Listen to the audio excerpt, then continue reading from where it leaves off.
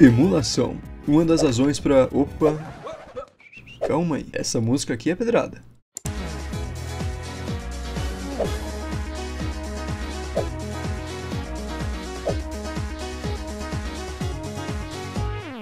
Isso sim é música dos meus ouvidos. Emulação. Uma das razões pelo qual o videogame hoje é conhecido no Brasil. Provavelmente, se você faz parte do público que consome videogame, tem 99,9% de chance que você teve contato com algum joguinho emulado. Como esse CD de Super Nintendo de PlayStation 2, que tá na capa do vídeo. E era irado. Que saudade do meu Play 2.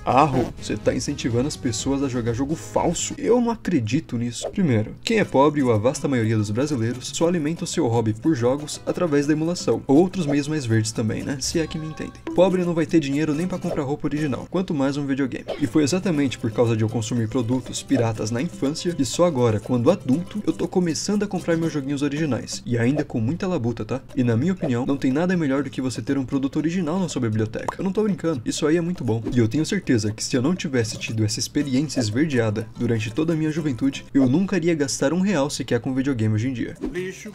Lixo, super lixo. E muito menos estaria aqui no YouTube trabalhando com isso. E se isso não é vantajoso para as empresas, bom, então eu não sei o que é. No final, a consciência continua sendo sua. Então depois de tirar o elefante da mesa e cuspir alguns fatos, vamos pro que interessa.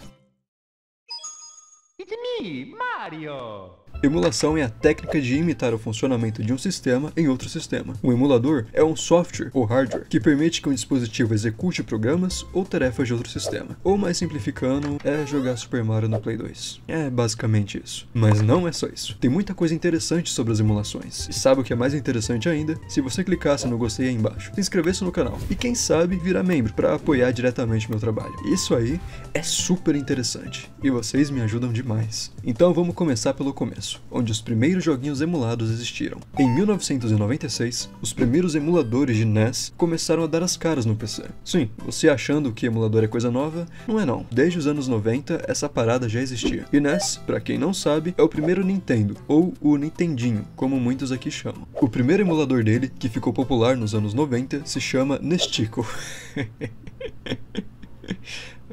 O Nestico foi um software para o sistema operacional DOS e Windows 95, que permitia aos jogadores aproveitarem os jogos de Nintendo no seu computador pessoal. Ele foi o emulador mais famoso e influente daquela época. Literalmente, foi ele que redefiniu os games retrô. E é interessante que não tem quase nada sobre ele na internet. Mas eu achei esse vídeo aqui no YouTube de 15 anos atrás, de uma pessoa testando esse emulador na prática. E se liga aí como ele funciona. Enquanto vocês veem essa master peça, eu vou apresentar mais detalhes desse emulador. A partir dessa época que começou a se popularizar as ROMs, ou ROMs, que são exatamente as cópias digitais dos jogos. Sabe o joguinho digital que você baixa na lojinha do seu videogame, como a PSN, o Xbox, o Play Store, sei lá. Então, aquilo, de maneira bem resumida, é uma ROM, uma Read Only Memory, ou uma memória para apenas leitura. Basicamente, daí que a pirataria foi tomando forma, já que era bem mais fácil naquela época alguém conseguir uma mídia digital de algum joguinho de Nintendo e clonando os arquivos e distribuindo pela internet disquetes mundo afora. E bom, sabendo de toda a lore dos primórdios da emulação, podemos ir aos pontos que eu mais estou empolgado em comentar. A emulação do Super Nintendo.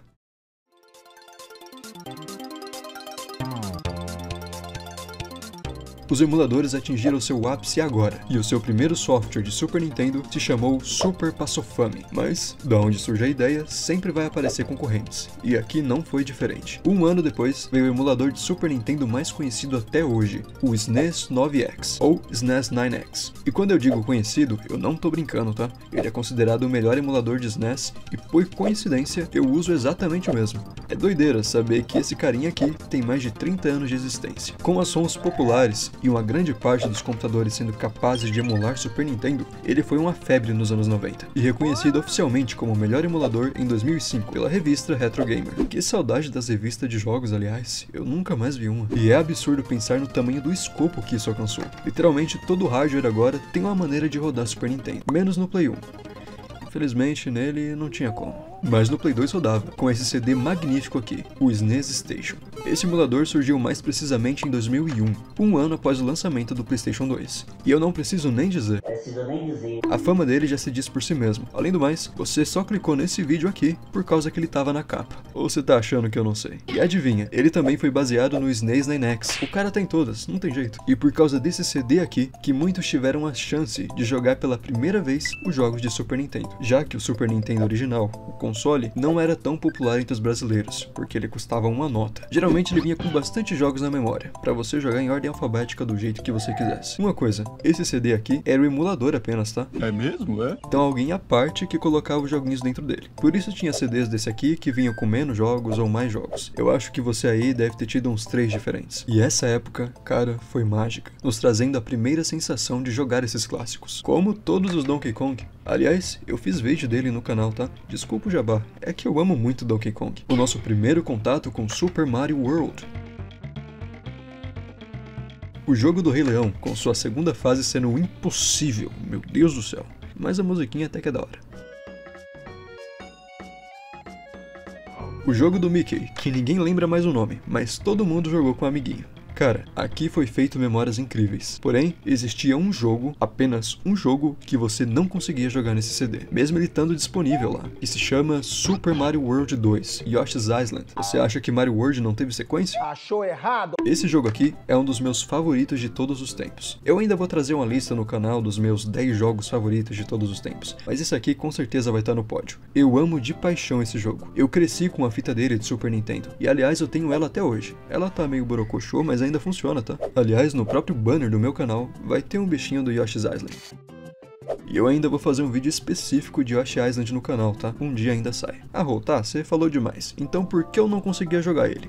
Porque simplesmente o jogo não rodava. Ué? Mesmo no Play 2. Quer dizer, rodava a 2 FPS. Aí fica a sua percepção do que é rodar. Pelo amor de Deus, lisinho, mano! Isso se deve ao chip exclusivo que o cartucho de Yoshi Island tinha, que se chama Super FX. O chip Super FX foi criado para o console Super Nintendo e permitia a renderização de gráficos 3D, além de outros efeitos avançados, que o SNES não conseguia processar sem ele. Essencialmente, agia como um coprocessador gráfico, acelerando a renderização de polígonos e outros cálculos necessários para criar efeitos 3D. Ou resumindo, o jogo só roda com ele. O game era tão lindo e tinha tantos sprites, eu expliquei o que era sprite no vídeo de Donkey Kong, tá?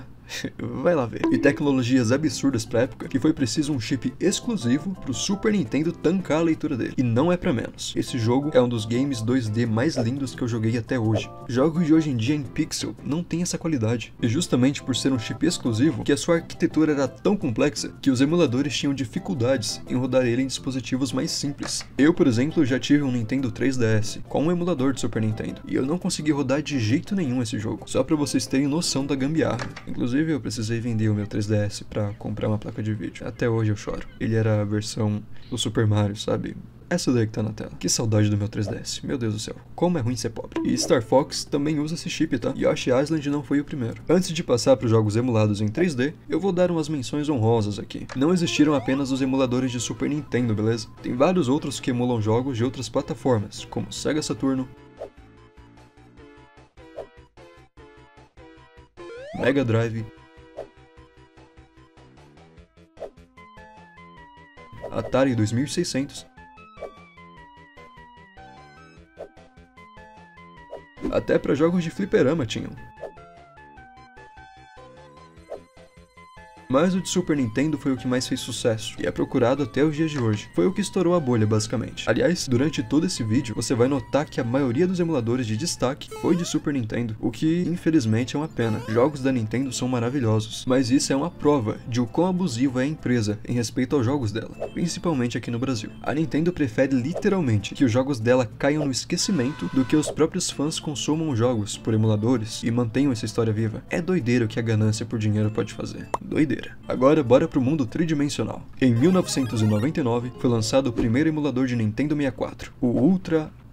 Como que lê isso aqui? HLE, marcando um avanço significativo nesse ramo de emuladores. Galera, eu tô citando alguns em específico, mas sempre é bom destacar que a partir de um, sempre vai surgir outro, beleza? Porque boa parte desses emuladores eram de código aberto, então qualquer um que quisesse poderia fazer também a sua versão do emulador e disponibilizar pra galera. É basicamente o que aconteceu com o emulador de Nintendo Switch recentemente. E esse emulador de Nintendo 64 usa basicamente a mesma ideia do de Nintendo, que era só baixar a ROM que você conseguia jogar a grande maioria dos títulos de Nintendo 64. 64, sendo um baita avanço, mas infelizmente não tão conhecido, já que não haviam formas de jogar Nintendo 64 no PlayStation 2 naquela época. E basicamente, o videogame que tornou o mundo dos jogos conhecidos aqui no Brasil foi o Play 2. Até tem uma forma ou outra de jogar Super Mario 64 no Play 2, por exemplo, através de um pendrive, mas ainda é muito instável. É como se ainda não houvesse uma forma definitiva para isso, sabe? Em contrapartida, o emulador voava nos computadores de mesa, agora podendo jogar finalmente o seu Zeldinha Ocarina of Time legendado em português do Brasil,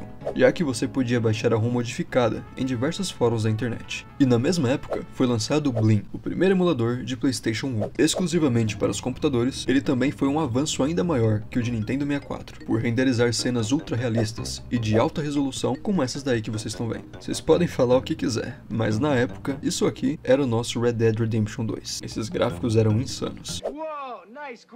Ele trouxe uma grande compatibilidade para o imenso acervo de jogos do Play 1. Porém, por ser um emulador que exigia muito do hardware, era mais difícil você conhecer alguém que tinha uma máquina para rodar ele sem problemas, já que nessa época, os computadores ainda eram vistos como meio de trabalho. E apesar de seu impacto significativo na emulação de jogos, ele não sobreviveu à pressão legal e financeira que enfrentou durante sua existência, e o Blim efetivamente deixou de ser suportado ou desenvolvido. E hoje temos diversos emuladores capazes de rodar qualquer jogo da biblioteca de PlayStation 1 sem nenhum problema, como é o EPSXZ e o DuckStation.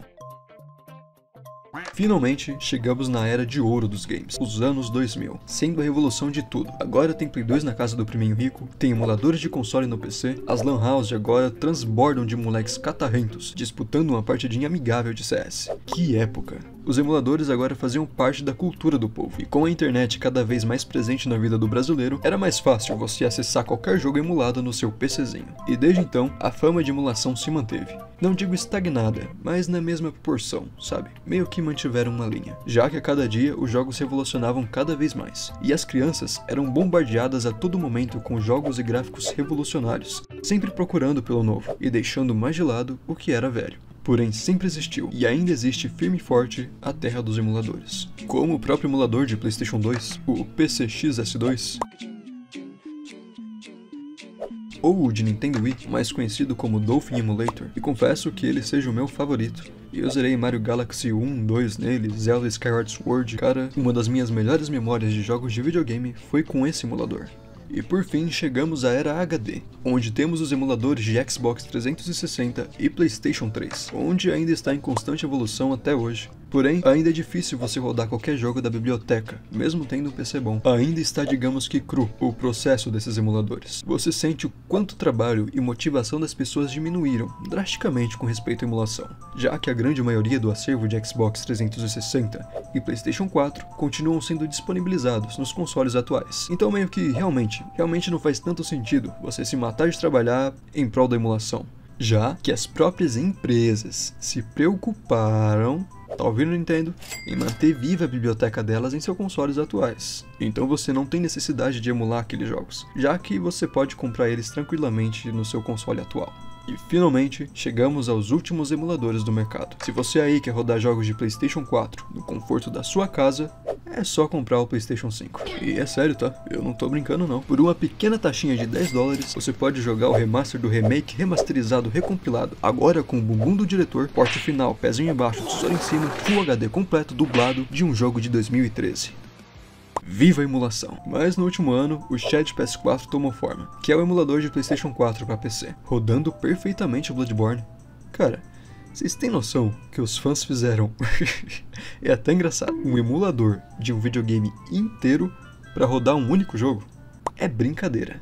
E sabe o que não é brincadeira? Você se inscrever no canal, deixar o seu like, agradecer aos membros. Cara, olha que belezinha esses membros aqui, boiando em alto mar no mundo de Rayman Legends. Agradece eles, hein? Não vou embora desse vídeo sem agradecer eles. Muito obrigado. Obrigado pra quem acompanhou até aqui.